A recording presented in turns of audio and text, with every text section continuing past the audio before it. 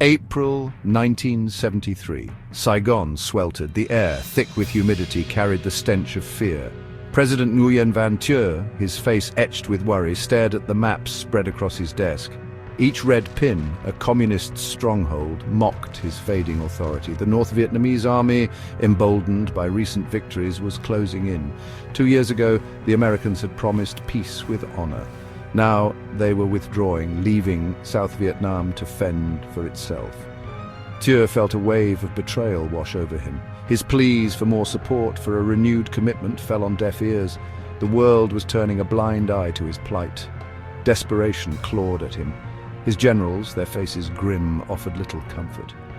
The South Vietnamese army, though valiant, was outmatched, outgunned. Time was running out. In the silence of his office, a terrible thought took root. What if salvation lay not in this world, but in the realm of imagination? Cables flew from Saigon to Washington, pleas for intervention, for air support, for anything to stem the tide. The responses were curt, non-committal. The American public, weary of war, had moved on. Their leaders, focused on détente and domestic issues, were in no mood to re-engage. Thieu reached out to other allies, countries that had benefited from American largesse. Their responses were polite but firm. Regrets were expressed, difficulties cited, but no one was willing to stand with South Vietnam. The world had grown accustomed to the war, had factored its eventual outcome into their geopolitical calculations. Isolation settled upon Thieu like a shroud. He was alone, staring into an abyss. His country, once a beacon of hope, was crumbling. The domino theory, once dismissed by some, was proving tragically prescient. He had staked his all on the promises of allies, and now, facing the abyss, he found himself utterly abandoned. In the quiet desperation of his office, Thieu sought solace in an unexpected place, the pages of science fiction novels. He devoured tales of vast empires, of advanced technology, of heroes rising against impossible odds. A fantastical idea, born of desperation, began to form in his mind. What if he could reach out, not to this world, but to those fictional realms? The Galactic Empire, with its legions of stormtroopers and planet-destroying weapons, could surely crush the Viet Cong. The United Federation of Planets, with its commitment to peace and diplomacy, might broker a lasting solution.